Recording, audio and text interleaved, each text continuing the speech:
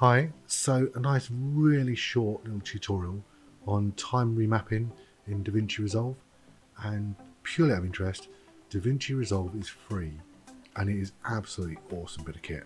I've used Premiere for a long time and I moved over to DaVinci recently, actually within the last couple of weeks, and the speed you can do stuff is so much better.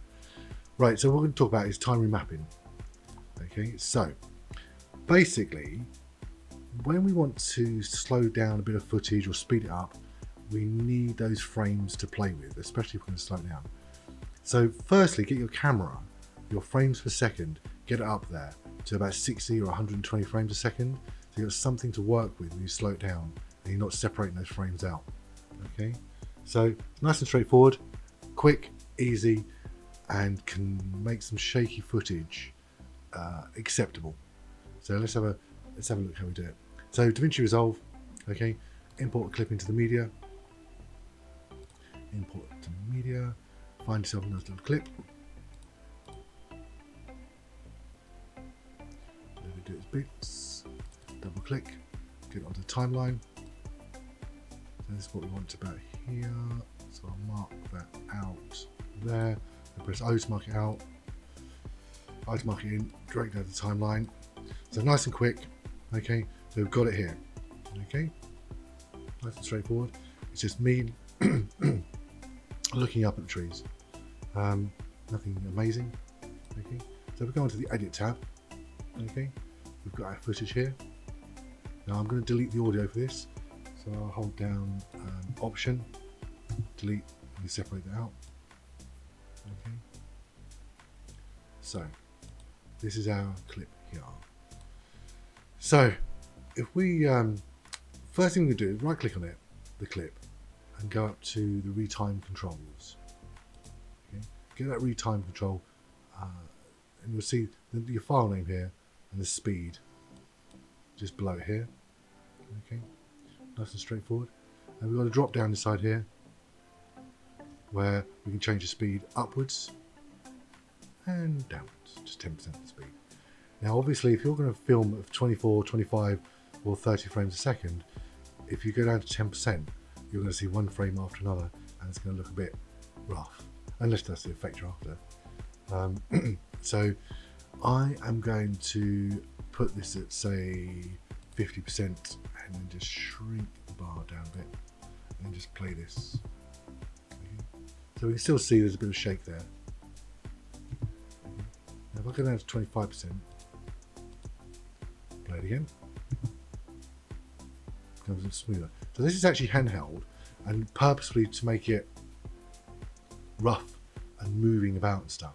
So those hand and arm body movements can be absorbed into a slower frame rate, so it doesn't look so abrupt and just shaky. If I put this up to 200%,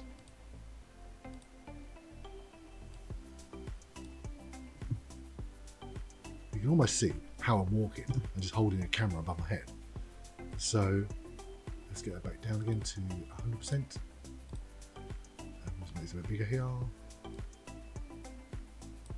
So this is the actual speed. So there's me walking along with the camera. The camera is actually a Sony RX100, so it's got some internal stabilization. It's not the best. Oh, it would be good if I held the camera properly, but on purpose I wasn't trying to hold it properly. So let's play this again. So quite simple to just change timing, the speed of it here, we just drop it down. Now, quite often what we actually want to do is enter a film clip at one speed, watch the core of the film clip at another speed, and then leave that clip at a different speed again. So what we're going to do is look at some speed ramps. We'll put one here and here, so on the way in and on the way out here. So with the position that you want your speed ramp to, your initial speed ramp to end, okay, we're going to click a little drop down and put the speed point here. And then we go to the end here, exactly the same again. Okay, so now we've got two points here and here. Okay, now what I'm going to do now is right click on the clip, go to the retime curve, going to shrink down the top of the screen and just make this a bit bigger. So I'm just dragging around boxes. And we can see a linear line at the moment going across as the clip plays through to its end. Okay.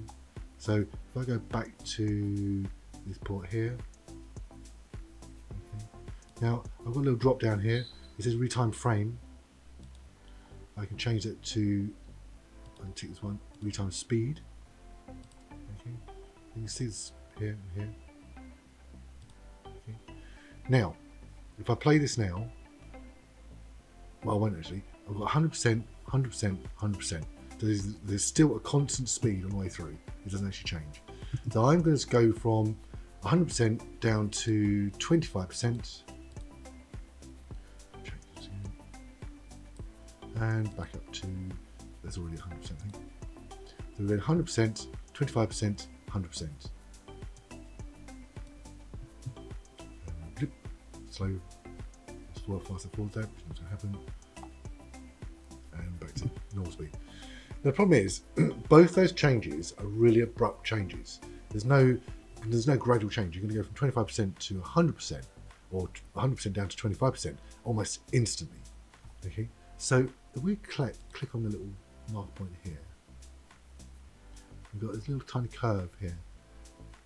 We click on this one here, and then on the little keyframe here, we've got these two little circles either side of it. We drag these out. Okay, you can see how the curve changes to be gradual. Okay, we'll do the same on the other side again. Just click on the little keyframe here. Click the point here, drag it out. Okay, make it the same-ish. Okay, now they're gradual. Now, the next point I want to make is this. I've decided actually where I put these two marker points, I want different places. If I drag the bottom one, I can move it in further. The same with the top one as well. So we're moving quite a lot to get nice and small actually.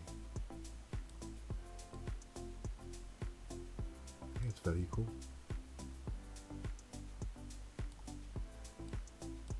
Okay, if I click back on the point here again, I'll drag this over here, and this one over here. So you can see, we start off at 100%, we're flying in there, we gradually slow down to 25%, then we speed up again, and we shoot out back at 100%. So I've actually played it off through. Fast. Gradually slow down, 25%, and then shoot up to 100% again.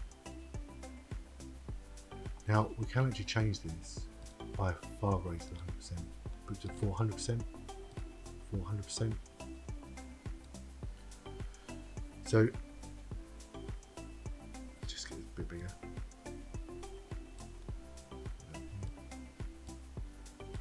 And now if we play it, going from 400% down to 25%. And